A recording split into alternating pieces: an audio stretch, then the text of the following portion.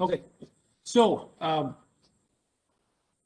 good news is if you wanted to feed your cattle premium quality alfalfa hay, there's still some left. The bad news is, for the most part, if we take a look in here at Montana, this is grass hay on this side over here. Grass hay, at least out on the market's pretty much not available at the point. Same here in Montana, we got different prices that are out there, so it's high. There's not too much of it around, and that's kind of what bleeds us into the drought years. People are banking on the forages that they've got. They're trying to build up quite a few of those forages. So we'll talk a little bit about a couple different strategies. One, we're going to talk about perennial crops. So that's your alfalfas, your perennial grasses. We'll talk about annuals a bit too. Strategies you have with your perennial crops are to protect those crowns right now. So what you're banking on with these crops is to try to maintain them for next year, get what you can off them this year. If the drought persists, if it's dry land, they're going to go dormant. So what you're trying to do is bank up those reserves this year, so you've got a good crop coming out either this fall, they'll green back up, possibly a little bit with some timely summer moisture, or definitely again for next year. So that crown is that bottom 3-4 inches of that plant surface, and that's essentially that bank account of the storage of the sugars and the storage of the carbohydrates. And without adequate plant, for these perennials, without adequate plant storages, crown storages, those plants die. And so what we're trying to do with perennial crops is we're trying to get years. You'll get about 16 cuts roughly out of an alfalfa field, maybe a little less. We're trying to make sure we can do things, do strategies to get us far down the road. So a lot of people graze alfalfa, but for the swathing, things you can do is reduce that stubble or keep stubble height at least 4 inches, so you're not getting into that crown. You can seed, you may not have them in the ground now. They have grazing tolerant cultivars, which have a recessed crown that are below the soil surface. That can help you get a little longer life out of those. And then try to limit that hay, the grazing or the feeding in the drought to those least productive fields, and use what's called a sacrifice area. In other words, find those areas. Don't feed out on your best productive fields, your most productive alfalfa fields, even if they're dormant, because you're going to get some damage to those plant crowns, to the crop itself, to the ground itself by feeding continually out there. So find a sacrifice area, a lower productive part of a field or lower productive fields that you can feed on. And graze, or you can be sure to graze or hay those areas in the times of the year, because there will be an accumulation of nitrates just from the manure, from the urine in those areas. Back. So here's the quiz that I think Megan was, or maybe Carl was talking about. Know your plants, right? Got to know what's in the hayfield, right? Because different plants have, there's going to be grasses and legumes, but they're going to have different drought tolerances. So the grass seed head here in the center, anybody want to throw in a guess, weigh in a guess on what that is? Timothy, no? Orchard grass. Orchard grass. So that's orchard grass. How about this over here? Any ideas? It's a legume. Sainfoin. Yeah. So know the plants in the field. It sounds like most everybody passed the quiz today, so we'll let you go. We'll let you get out of here. But the other thing about knowing about the plants that are in your field is know the weeds too, because what are weeds? They're water wasters, especially during times of drought. So you can identify and you can control those weeds. Weeds saves valuable water for the desirable species, and it can also increase that forage quality, because not all weeds are good forage, and a lot of them are nitrate accumulators. We've heard several people talk about nitrates today. I'm going to talk about it a little bit more as we go forward. Take a look at your fertilizer applications too. So times of drought, you're not expecting, especially on dry land, you're not expecting that full yield off of there. So soil sample, that's one of your cheapest forms of insurance you can get. Find out where that field's at, sample. Soil samples, do lots of random places in the field. You can send those in. They're pretty cheap again to have that sent in. Midwest Laboratories is one place you can send in. AgVice in North Dakota will do things like that. And they're fairly cheap, $15 to $20 for kind of a base package of get you out there what your nitrates, what your sodium or your phosphorus, potassiums are. And then you can take a look at what it is you want to do with those fields. But the thing with potassium and phosphorus is those are really good for building root reserves. So those are good to have on, not so much for that existing crop, but they're good for those perennials to have for coming out of a drought. Builds good root reserves. Things to keep in mind, like potassium and phosphorus are, well, it's the potassium or the phosphorus is generally really quite immobile. So if you're doing field renovations, if you can afford to put on about 4 years worth of phosphorus, it's worth doing, because it only moves about a half an inch a year in the soil. So you put that right at the soil surface, or you side dress that, or even put that in the seed row. Over a 4-year period, you're only going to get about 2 inches of movement of that phosphorus. So those are good things to put on, to think ahead on. We've been talking about plans, how to bank ahead of thinking for things. And with potassium itself also, that stuff really only moves about an inch a year. So again, kind of to plan ahead. If you're doing reseedings, it's a good way to get that to the root zone when the crops are needing it. Sulfate is less than, not quite as important of one, but still there's some issues that we may have with that. The main one that a lot of folks we look at is the nitrogen applications. Nitrogen in years of drought is not your friend, so to speak, in terms of too much nitrogen. You can have, so we recommend you put on half of the applications at the time in the spring, and then you can see where the available moisture is and what the crop looks like. If you dress, well, legumes generally don't need much nitrogen, but if you've got a grass base forage and you apply too much nitrogen, you'll burn that crop with limited amounts of moisture. So if you can work it, it takes extra time, but if you can put half an application on early spring and then see where your available moisture is later on into that year and apply a second half, and this stuff can be top dressed fairly easily, and nitrogen is very mobile. So a little bit of timely rains, a little bit of irrigation if it's an irrigated, and that'll move that down into the root zones really, really good. So something to think about in terms of, one, cost savings, but two, look at the health of the field itself. Be sure to look at the nitrate accumulation. So we talk about nitrates, and nitrates are accumulation based on nitrogen itself. It's nitrogen toxicity. So another thing that happens a lot in drought is accumulation of nitrates in the plants. And so by only providing half of that nitrogen fertilizer up front, we're also minimizing or helping to reduce the risk of nitrate. You're going to get nitrates in your forages. There's no question about that, but we can do things to try to help minimize that. Another strategy you look at is just your irrigation to look at, and the water holding capacities of the soils. That's a function of that soil type, whether it's a sand versus a loam versus a clay soil, or the organic matter. The organic matter acts like a sponge in that soil, and it absorbs the water in there. So know the soils on your place and know that plant use. You're looking at about half to an eighth of an inch or 0.8 inches per foot in that sandy soils, a little more in the loam soils. They'll hold on to that soils a little more. Mature alfalfa and your matured forage grasses can have root systems go down about 5 feet. Your annuals, wheat and barley, maybe down to around 3 feet. But if you have a limited amount of water, if maybe you've got, it's on a water right basis, if you've got a limited amount of water that might turn off, be sure to irrigate early and try to get that root zone flooded early in the year. And that's going to give you the best growth, the best bank that you can get on that.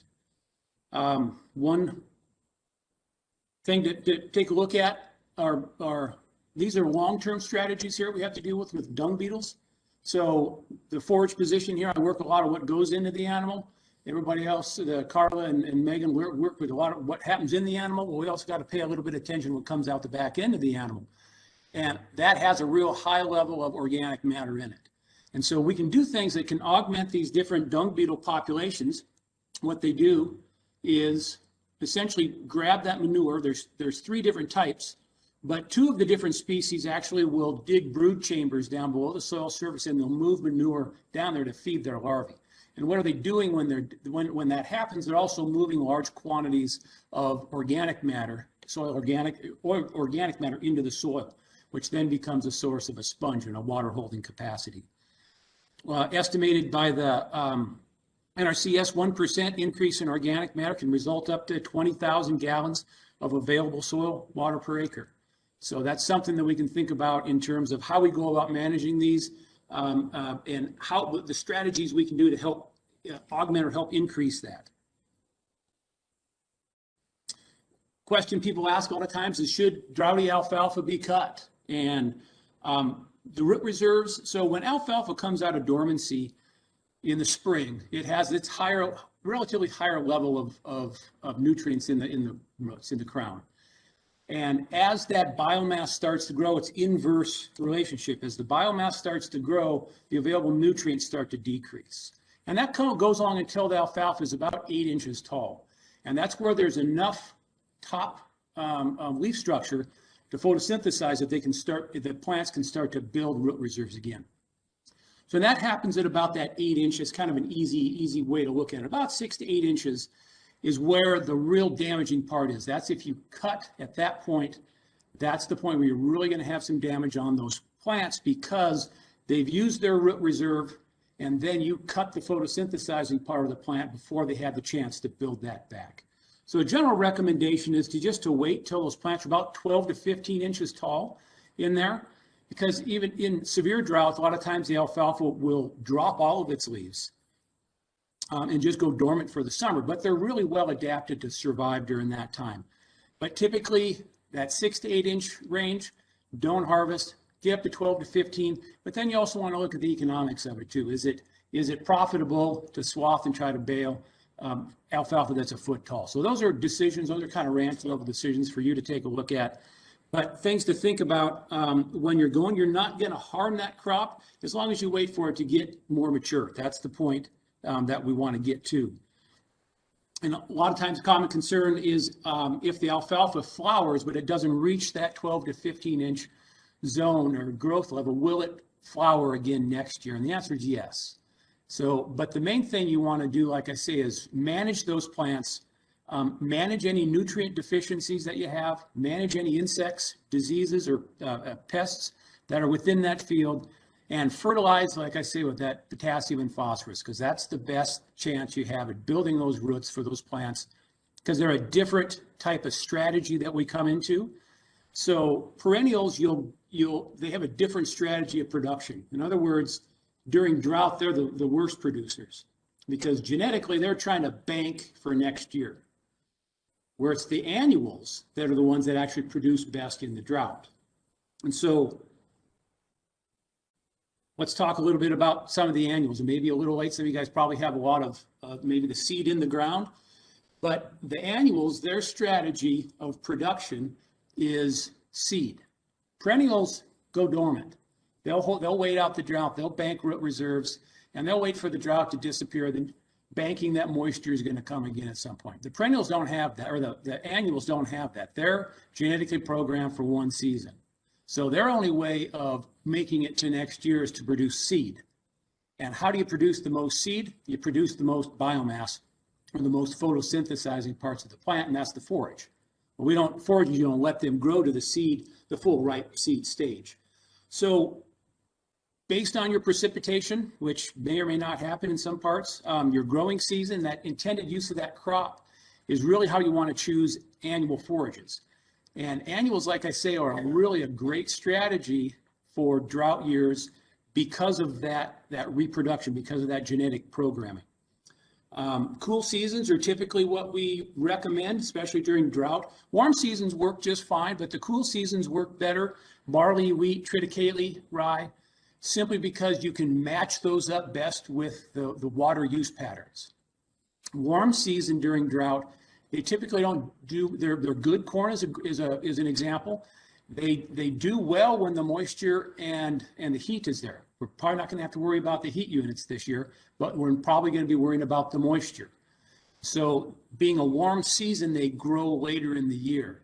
And so if you're planning a harvest in July or August, a warm season fits, especially if it's under irrigation. But if you're looking at dryland production or limited amounts of irrigation and relying a lot on winter accumulation, your cool season annuals are the best. And the one that works the best actually is winter forage wheat. There's a new cultivar out of Bozeman. It's called Ray. For anybody who knew Ray Ditterline years ago, he was actually one of the alfalfa breeders, but he worked real closely with Phil Bruckner and some of the other ones. And so Phil Bruckner, the winter wheat breeder, put this together, and it was named after Ray Ditterline. So it's an improvement on Willow Creek. For those of you who may have heard about the Willow Creek forage, So what it is, it's a bit shorter than Willow Creek, but it's got a lot more tillering and so a lot more leaf structure to it. So, and the seed yield is better too. But one of the things about Willow Creek was that it was truly a forage weed in that it didn't yield seed very well. If you wanted to grow it and take it to the elevator, it didn't do well with that. Whereas Ray is real competitive winter wheat with seed yield as well. But by seeding in the falls and working towards those crops sprout, and they take good advantage of snow melt and early spring rains, the winter wheats do. Other ones, the barleys, spring barleys work very good as well in there. The yields on the winter annuals, like winter wheat, are typically a little higher, and that's just because of that programming. One, it's in the genes, but two, it's based on that water use pattern of they've got that early start in the fall, and then you carry them through into the spring. They typically have a little higher yield, but the quality is a little less than the spring seeded than the barleys. So that's a choice that kind of fits in with what you can. There's also things like forage pea. So I think Megan brought up some pea, that grazing even pea crop aftermath. Those are good choices of things to do. One of the nice things about the winter wheat side of it is that you can actually use it to take pressure off your native range. You seed it in the fall, you'll get 2 or 3 weeks of grazing with it in the spring. And that can be when your native pastures are greening up. You can take some pressure off of that. You don't have to have quite so much harvested hay put up. Takes pressure off of that. And then with a little bit of timely moisture, maybe you've got a little irrigation, or you've got a couple fortunate thunderclouds park over those fields and give them enough. You'll grow with adequate moisture. You'll actually grow about the same yield you would have without the grazing. It'd be about 10 or 14 days later in there when it matures, but you'll get pretty close to that. So you actually over yield. You'll maybe put half a ton to the acre into the animal, and then you'll still cut, depending on the year and the irrigation, you'll still cut 1.5 to 4 tons to the acre. 4 is probably not going to, unless you're really irrigated this year. But so you can actually over yield on those annuals and get a little extra out of that. Some just kind of general seeding rates I've got put up here. Typically, forages, when you're seeding cereal forages, you really bump up the seeding rate by 25 to 50% because you're not growing that for grain. One of the strategies of growing a grain crop is you're trying to get your test weights and your proteins and kernels, things just kind of set right. In forages, you're just trying to get as much top biomass as you can, clip it and put it into bales. And so overseed by 25 to 50% on those grain seeding rates to get your best option or your best tonnage with those forages. With those annual forages. They also fit well into alfalfa rotation is very good, and that we can manage autotoxicity. Anytime you're taking an alfalfa field and you're renovating it, it's old, you want to get it, we need to recommend that you bring that out for 1 or 2 years out of at least 2 years out of alfalfa production. There's a problem called autotoxicity. In other words, the older alfalfa plants kill the younger ones. So you want to rotate out. You also deal with different types of, you grow alfalfa for long enough, you have pests and weeds associated with alfalfa. You rotate out to a cereal grain and you rotate into a crop that doesn't have those problems. It opens up different herbicides that you can use, different control strategies. So it's good to rotate out from pathogen loads, crown rot, root rots, allows that sod decomposition, all things like that. It's good to do. And like I say, the annuals really fit well into drought years because of that flexibility.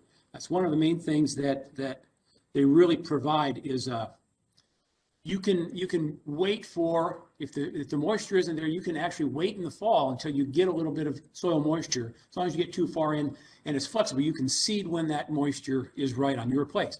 Might not be the same 10 miles down the road or 3 miles east this way, but they're much easier to custom fit into a drought year at your place. Some kind of basic, this is from years ago. This was at some of the Montana Ag Experiment Stations. Dennis Cash, for those you may remember Dennis, this was some of his work, and basically the winter cereals out-yielded the established perennials during the drought. And the winter cereals this was on continuous recropping, so it wasn't crop fallow, it was continuous recrop. We're yielding 1.5 to 2 tons to the acre during that drought.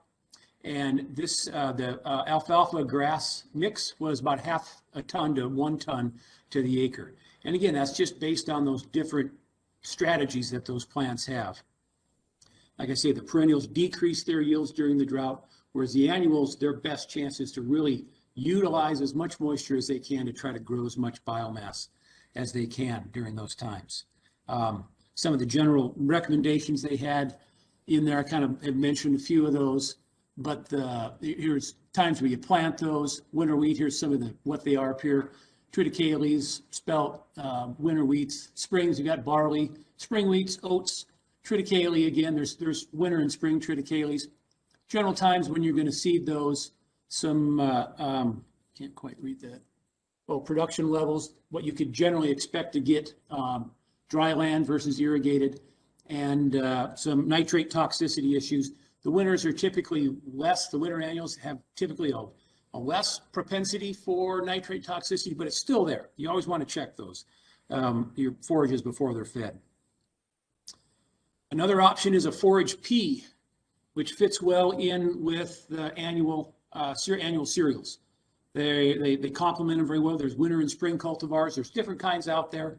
Something you can get into to take a look at, but they fit in well, and they actually can help to manage nitrate toxicity because legumes don't typically accumulate nitrates. And so by having a good forage, an annual forage in the field that's about half pea and about half a winter or spring cereal, you're actually decreasing the amount of actual cereal in the field, the grass that's in the field, and that's where your nitrates mainly accumulate.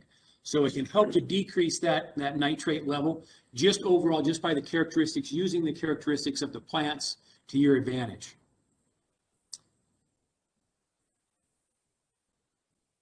I talked about the flexibility a little bit, just allows that seeding when the moisture is right. I talked about got a little ahead of myself, talked about get a couple weeks of grazing on there. And so other folks have mentioned here today, and you can also come up with a forage plan, a forage strategy for emergency forages, and that's anticipation of drought. And so what are you going to do when particular types of drought hit? And have that rotated in with your farm and ranch management plan. It's a good idea to have a plan set out, and you could very easily follow along with the guidelines that Jeff had brought out about April, May, April, May, and June moisture levels. And we could come up with, that might be a good strategy to come up with a forage plan based on those same precipitation levels, and what are some options and what you should be thinking about with those accumulations at those times. Thought I'd talk a little bit about grasshoppers. Probably expect some level this year in those. They're typically an infrequent problem of alfalfa, but with rangeland conditions where they're anticipated to be this year, we'll probably start to see high levels of grasshoppers in rangelands. And when they become a problem is when they migrate into alfalfa, fields that are adjacent to native range. The grasshoppers themselves don't really make a living in the alfalfa, but when those native ranges start to dry down, and which will probably in drought years is going to happen earlier, they move, then they find that, especially those fields that are bordering native range, they move into those. Economic threshold, about 20 per square yard on the field margins, or about 8 per square yard in the alfalfa itself. Talk a little bit about that. Here's the grasshopper hazard forecast of 2021. Here's Montana up over here. Anticipation is fairly high. I think what we can expect to see is with that drought starting to move even more here into eastern Montana, we could probably see that anticipation to be even higher here as we go through, as the summer comes along. So the thing you can do is that square yard method is just on the field edges, you can randomly select several points that are several feet away, and then you walk up on them. Imagine a area that's 3 feet by 3 feet, a square yard, and then you walk up on that. And grasshoppers are they're kind of like pheasants, but they don't taste as good and they're smaller. But they as you walk up on them, they jump and flush out, and you can count the numbers that were there. So that's, we go back to whether there were 20 on the field edges or 8 within the crop itself. and take a look at those. Do several places. I've got written here 18 times, but it's going to be kind of based on the field size itself. But do several locations around the edges of the field and get an idea of how many are there. The best thing is anticipation of grasshoppers into the forages. That's the best thing you can do. They're 60-foot vegetation-free zones. We don't really recommend that because that takes that area out of production. So the things to do, there's insect baits for the field borders. There's particular Carbol brand baits that folks can use, and those can just be broadcast. There's pyrethroids, which is a insecticide. They have about a 7-day residual. In other words, you can spray, and within about unless you had lots of rain, but then you might be happy the rain came along. But if you get a lot of rain after you spray, it has a tendency to wash that off. But what you're doing is you're spraying, grasshoppers come along and feed, and they pick that up. And for about 7 days, the pyrethroids are still active. The main thing, the best choice is what's called Dimlin, which is an insect growth regulator. And so it works well on insects like grasshoppers, where the small ones look like the big ones. And so what the Dimlin does is it stops chitin development. Chitin is the hard parts of the insect exoskeleton. So as they change from a small one to a big one, that Dimlin stops the formation of that exoskeleton, and they die. They desiccate and they die. And that has a residual of about 30 days. So those border sprays around the fields, and grasshoppers are very migratory in the sense that when they typically come into fields, they typically move with the foliage. They don't just pick up and fly 5 miles and dump in. They'll move in, so they'll work the way. That's how these border strips work well, is they move their way through those zones. Early harvesting can get that forage out of there if you've got significant amounts in there. Early harvest can get it out of the field, but keep in mind swathing doesn't kill significant numbers of grasshoppers. It's not a control, even with a conditioner. You just don't get that much. There is some evidence of livestock grazing. Jerry Onzager did a lot of work for a lot of years on that, but it's typically not a good control strategy for those. Always think about pollinators when you're out there, anytime you're using any of these things. Just kind of a real brief plug for the pollinators. They're about 24 billion to the U.S. economy. Lots of dollars in this area from that, and you can do that just by things like Dimlin are great because they don't have efficacy, or they don't have mortality on insects that where like bees, like pollinators, where they have larvae. So so you could spray Dimlin on an adult bee and it's not going to bother it a bit. It's because of that development when it goes from one stage to the next that you have to worry about. So treatments of Dimlin are really good for, one, they're highly effective against grasshoppers, but two, they're great for the beneficial insects that we have out there too. Some of those can be the pollinators. I had a couple breaks paused in here. I've got some more to go, but maybe I'll plug right through. We'll try to get out of here by 5. But if there's any questions right now, I could certainly answer those. Okay, well, we'll try to get going. So forages and nitrates. So generally what's happening with those, you've got nitrates in the soil. Plants, especially the grasses, need nitrogen for growth. Legumes need less because they fix their own nitrogen and can use their own nitrogen. But what happens is when you have excessive amounts of nitrogen, or you have conditions like drought, where nitrogen is taken up, but there isn't the moisture reserves to process that and the plant needs to process that to amino acids and into their own plant proteins. When that happens, it stops in the plant at that nitrate level. And growth factors and the timing of harvest, available nutrients in the soil all have a part to play in that. But the growth stage and the timing of harvest is one of the most important factors, because as forages get older, as they get more mature, the accumulation of nitrates is less. It's those younger forages, and typically those that are in this kind of middle zone that we've got here during that jointing and that pre-boot stages, the pre-boots before the head starts to form. It's still in that leaf sheath. And those are the times, so we can cut forages. After that, it helps to decrease those, and they're also the highest in those leaf structures as we go. Some of the things I talked a little bit about earlier was that nitrogen fertilization in there. And all of the nitrogen-based fertilizers can result in nitrates, even manure, ruminant manure, which is high in nitrogen. But just your ammonium, your urea, and what happens is you're taking ammonia and it's being changed into nitrate, which is a plant available compound. And oxygen, tilled soils, it happens more effectively or more rapidly in tilled soils. Certain temperatures, then at certain pHs is where it happens more as well. And so other factors in there, one, we've got the soil nitrogen, we've got the crop itself, but we also want to look at the plant species. Typically oats, we don't really recommend oats too much as a hay forage anymore, just based on their nitrate levels, the propensity. Oats have a very high propensity to accumulate nitrates, followed by wheats, then the rye, and then the barleys, typically in there as a general guideline. They all contribute, or they all accumulate nitrates. It's just the relative frequency that it happens, but they all accumulate nitrates.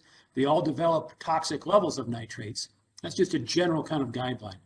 Also the grasses, different weeds, and this is where we talked about weeds or water wasters, but they're also known accumulators. Kochia, lamb's quarter, pigweed, Russian thistle, quackgrass are all known high accumulators of nitrates. So having those in your hay crop adds unnecessary nitrates to the forage itself. And on rare occasions, you can also get alfalfa and like sweet clovers can at times too. So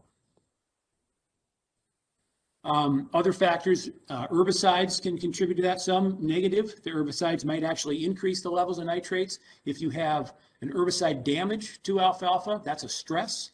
Just like drought is, just like hail, any of those will contribute to nitrate accumulation, herbicide damage. But herbicides can be used in a positive way by managing weeds in there that are known nitrate accumulators. So the environment itself, which nothing you can do about, but just things to be aware of. Drought, the high and low temps, any kind of a plant stress, excessive cloudy growing conditions where you have a month of or several weeks of very cloudy conditions. What happens is when you have a real high level of nitrogen available in the soil, the plant takes that up, but if you don't have the sun or the photosynthesis, that nitrate accumulation builds up because the plant can't keep up with and turn all that into amino acids and proteins. So excessive cloudy conditions can be a part of that as well. The ruminants are the most susceptible, occurs primarily in the large intestine, but one of the things you can look at, not my area of expertise, but just the colors of the blood that you can see in there. The chocolate brown blood typically it points towards a accumulation of nitrates. And just kind of to touch on this a little briefly, what happens, those high nitrate forage comes into the rumen. That nitrate is broke down to nitrite, which is, nitrate is NO3, nitrogen with 3 oxygens. Nitrite then has 2, and typically that goes into ammonia, which is microbial available. But when you have excessive amounts in there, that diffuses across into the bloodstream, the nitrate, or the nitrite does. And that bonds with hemoglobin, which is what carries oxygen to the body. And when you have excessive levels of that, you get what's called methemoglobin, and that decreases the body's ability to carry oxygen to the animal. Some early signs, it happens in humans too, typically through nitrate toxicity in water. If anybody's ever heard about blue baby syndrome, that's a nitrate accumulation of nitrates. Anyway, you can see some just purple accumulations, again, with the edges of the lips. So some typical signs here. These are things just to look at and to be aware of. These are questions for much more qualified people than me, like veterinarians, people that actually know what to do with these kind of things, or some of the folks in the back. But these are just some of the things to be aware of. But the main thing of interest in the livestock industry is really high levels typically can cause abortion with that fetus. And what you can do to manage suspected forages, One again is that take a look at that drought stress, those shaded forages. Was it harvested after a hail? Again, some things are after a frost. Was it immature? Was it in that pre-boot joining stage, which is going to accumulate higher nitrates? Again, a soil test is something to look at because you can avoid excessive nitrogen fertilization. A lot of times fields have sufficient, especially if you're coming off of an alfalfa after 6-8 years of alfalfa rotation, there's sufficient nitrogen in that soil to grow an annual forage. So a soil test, not only one can decrease the nitrogen or the nitrate accumulation, also can decrease your costs on what you put into that field. So soil tests are really important for that. But again, as I talked about, you can split that fertilizer application. Look at the diurnal variation, the morning harvested forages. So we talk about just in terms of energy capture. And so if you look at sun up versus sundown, when the plants, they kind of go to sleep at night when the sun goes down, and it takes during the day as they build up that photosynthesis, that's when the most of your nutrients have built up into that plant. And based on the morning harvested forages typically have higher nitrate accumulation too, because the plants sit all night and they draw up nitrogen into the plant itself, and then it takes that photosynthesis during the day to turn that into amino acids and proteins, and that decreases it by the time. So, and it also is a way to capture the most nutrients in the forage by doing that. So you'll have a little higher crude protein, a little higher little more energy within that forage itself. The harvest height, nitrates accumulate in the lower portions of the stalks of the plants. And so if you're cutting a grass forage, a cereal forage, having a little higher 6-inch or above cut will help to keep that the part of the plant that has the most nitrates in it, leave that in the field rather than put that in the haystacks. Monitor those water supplies. Folks talked about that, but a lot of times nitrates can accumulate in the water too. And if you're irrigating with high nitrate water, it's essentially like putting excessive nitrogen on the field, and so that will build up in those plants. And then again, I mentioned you could talk about a forage P in there that maybe can help with some of those. Here's just kind of the general guidelines that they talk about. Generally, it's safe. So this is whether it's nitrogen on the left or the center one, the NO3 part per million nitrate. Generally safe at less than 1,500.